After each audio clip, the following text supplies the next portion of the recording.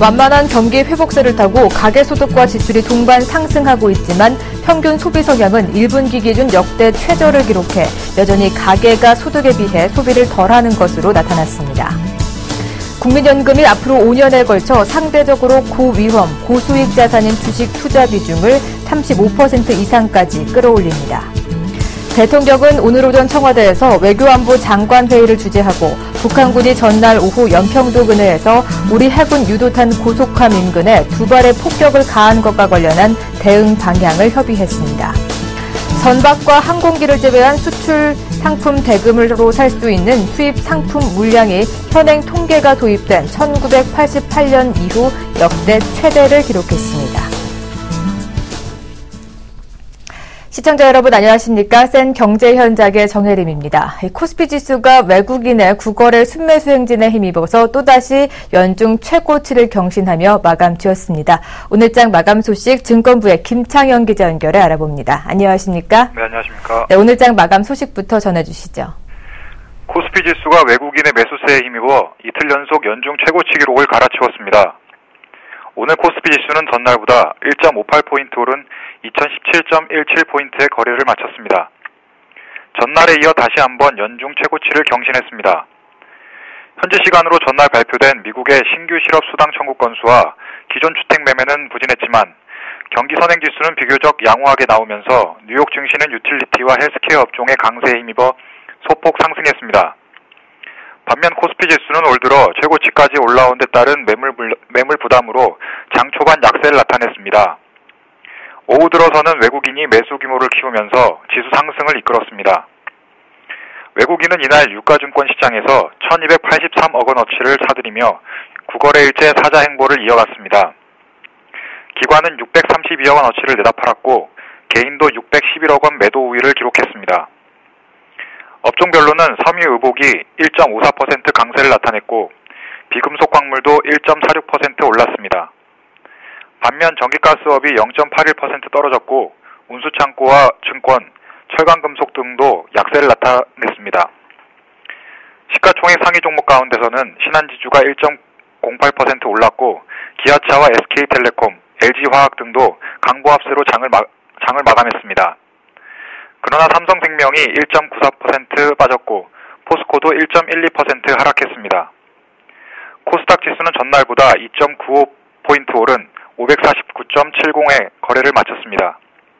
원달러 환율은 전날보다 0.4원 오른 1024.6원에 장을 마감했습니다. 네, 그렇군요. 예, 그리고 출범 한 달째를 맞은 펀드 슈퍼마켓이 10,000계좌를 돌파하는 등 안착에 성공했다면서요? 네, 출범 한 달을 맞은 펀드 슈퍼마켓이 1만 계좌를 돌파하는 등 성공적으로 안착하는 모습을 보이고 있습니다. 오늘 펀드 온라인 코리아에 따르면 지난 22일 기준 총 9,904명의 고객들이 펀드 슈퍼마켓을 통해 1만 114개의 계좌를 개설했습니다. 지난달 24일 문을 연 지 한 달 만에 1만 계좌를 돌파한 것입니다. 국내 시중은행에서 한 달에 개설되는 펀드 계좌가 평균 1만 개라는 점과 5월에 연휴가 많아 영업일수가 19일로 부족했던 점을 감안하면 성공적인 출발이라는 평가입니다. 지난 한 달 동안 펀드 계좌를 통해 들어온 자금은 총 204억 3천만 원으로 집계됐습니다. 이 중 실제 펀드 투자로 이어진 금액은 143억 2천만 원이며 아직 투자처를 찾지 못한 자금은 61억 1천만 원입니다. 펀드 슈퍼마켓을 통해 펀드에 투자한 고객들은 연금 저축펀드, 소득공제 장기펀드, 배당 가치주 펀드 등 장기 투자에 적합한 펀드를 주로 선택한 것으로 나타났습니다. 펀드 평가사인 FN가이드가 펀드 슈퍼마켓에서 판매되는 온라인 전용 펀드 상품 판매를 분석한 결과 한국밸류 10년 투자 배당 증권 투자 신탁 종류 S에 12억 2,100만 원이 몰려 가장 인기를 끌었습니다. 이외에도 중동 아프리카 등에 투자하는 KB MENA 증권자 투자 신탁 클래스 S에는 7억 9천만 원, 소득공제 장기펀드인 한국밸류 10년 투자 소득공제 증권 투자 신탁 종류 ST에도 1억 원이 유입됐습니다. 민주영 펀드 온라인 코리아 온라인 전략팀 차장은 최근 사회 분위기상 마케팅 활동을 적극적으로 하지 않았음에도 불구하고 투자자들의 관심이 높았다며 특히 낮은 수수료 혜택을 극대화할 수 있는 연금저축펀드나 소장펀드에 대한 문의가 이어지고 있다고 말했습니다.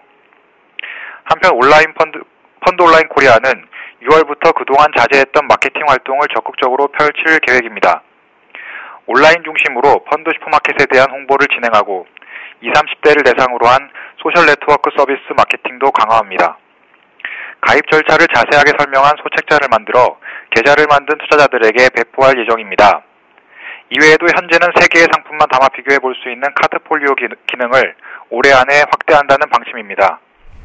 네, 잘 들었습니다. 지금까지 증권부의 김창현 기자와 함께했습니다. 오늘 말씀 고맙습니다. 네, 고맙습니다.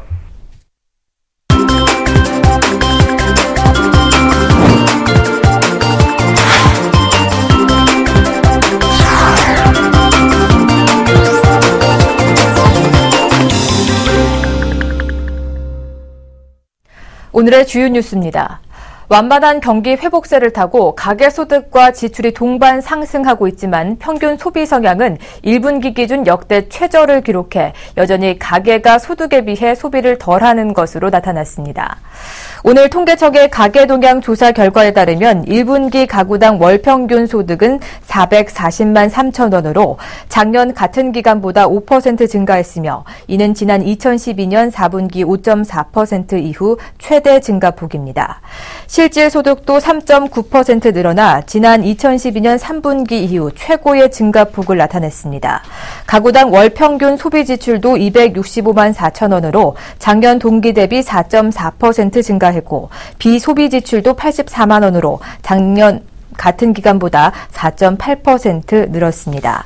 소득에서 비소비 지출을 뺀 처분 가능 소득과 처분 가능 소득에서 소비 지출을 뺀 흑자액도 지난해 같은 기간보다 각각 5.1%와 7.3% 늘었습니다. 국민연금이 앞으로 5년에 걸쳐 상대적으로 고위험, 고수익 자산인 주식 투자 비중을 35% 이상까지 끌어올립니다. 또 7월부터는 별도 외화 계좌를 통해 번거로운 환전 과정을 거치지 않고 직접 외화로 해외 투자에 나섭니다.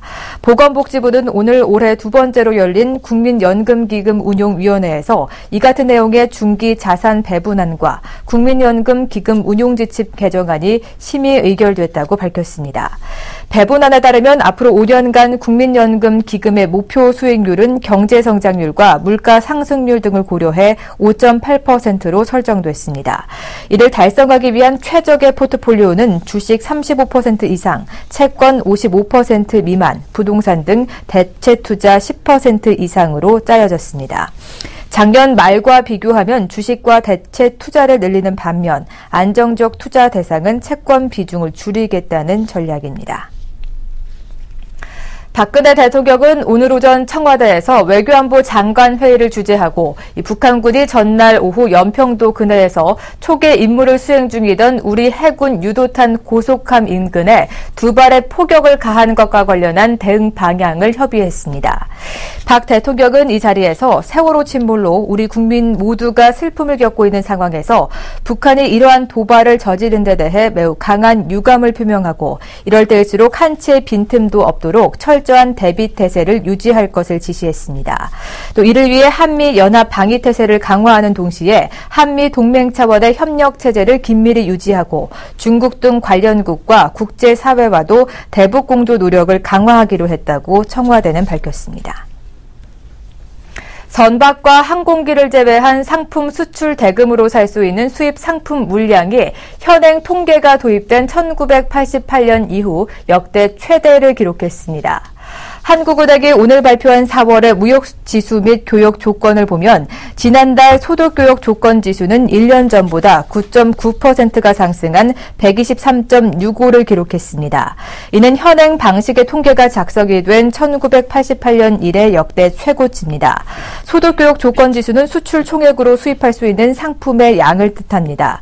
천재정 한은 물가통계팀장 과장은 수출가보다 수입가가 더 크게 내리면서 순상품 교역 조건 지수가 상승한 데다 수출 물량도 늘어 소득 교육 조건이 큰 폭으로 좋아졌다고 설명했습니다. 전산 시스템 교체 문제로 둘러싸고 내부 갈등이 크게 확산이 되면서 이 금융당국까지도 대대적인 조사 결과에 착수를 했습니다. 이와 관련된 자세한 소식 금융부의 윤홍호 기자 연결해서 알아보도록 하겠습니다. 안녕하십니까? 네, 안녕하세요. 네. 이번 사건의 발달은 은행의 전산 시스템 교체 문제를 시작이 됐습니다. 이제는 내부 갈등으로까지 퍼지고가 있는데요. 이명록 KB지주회장과 또 이건우 국민은행장까지 대립하는 모양새가 연출이 되고 있습니다. 어찌된 일인지 자세한 소식부터 전해주시죠. 예, 그렇습니다. 지난해부터 사고가 끊이지 않던 국민은행에서 이번에는 심각한 내부 갈등이 발생했습니다. 사건의 단초가 된 것은 은행의 전산 시스템 교체 문제인데요. KB그룹이 지주 차원에서 추진하는 전산 시스템 교체와 관련해 이건호 은행장과 은행의 정병기 감사가 반발하면서 사태가 일파만파로 커졌습니다. 전산 시스템 교체는 은행 이사회에서 결정이 되는 문제인데요. 이건호 행장 측은 이번 전산 시스템 교체 결정 과정이 공정하지 못했고 새로운 시스템이 성능이 검증되지 않았음에도 불구하고 이사회가 시스템 교체를 강압적으로 밀어붙였다고 주장하고 있습니다.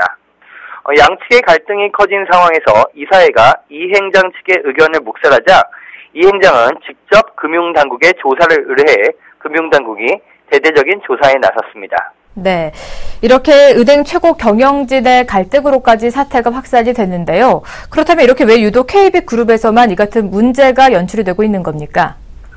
네, 표면적으로 보면 은행의 전산 시스템 교체는 기술적인 문제입니다. 수천억 원 규모의 돈이 들어가긴 하지만 은행 내부의 전문가들끼리 결정하면 될 일인데 국민은행은 이번 사태를 외부에 표출시키고 금융당국까지 끌어들이는 사태로 확산시켰습니다. 여기에는 국민은행의 잘못된 지배구조 문제도 끼어 있다는 것이 금융계의 분석입니다.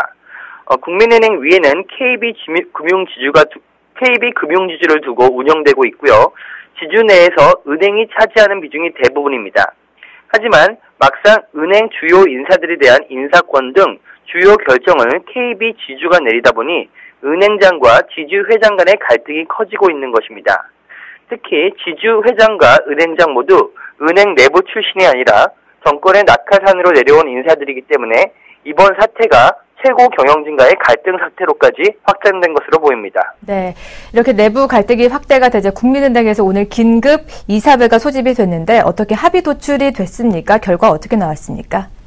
네, 결과적으로 실패했습니다. 국민은행 긴급이사회가 소집돼 3시간이 넘는 격론을 벌였지만 갈등 봉합에는 실패했습니다.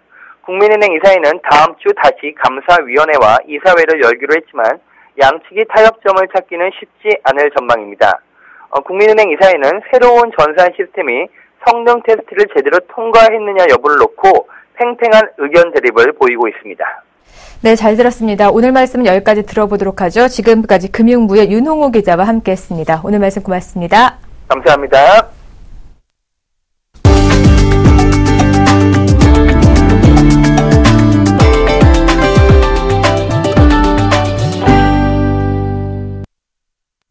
서울포럼 2014가 지난 21일부터 22일까지 이틀간 호텔신라 다이너스티 홀에서 진행이 됐습니다. 기술이 미래다라는 주제로 열린 이번 포럼은 한국 경제를 다시 한번 도약시킬 수 있는 기술 혁신 방안들이 구체적으로 모색이 됐다고 하는데요. 이 다양한 분야 전문가들의 경험과 진단이 한국 경제의 새로운 해법을 찾는 데 큰 도움이 됐다는 평가입니다. 정훈규 기자가 보도합니다.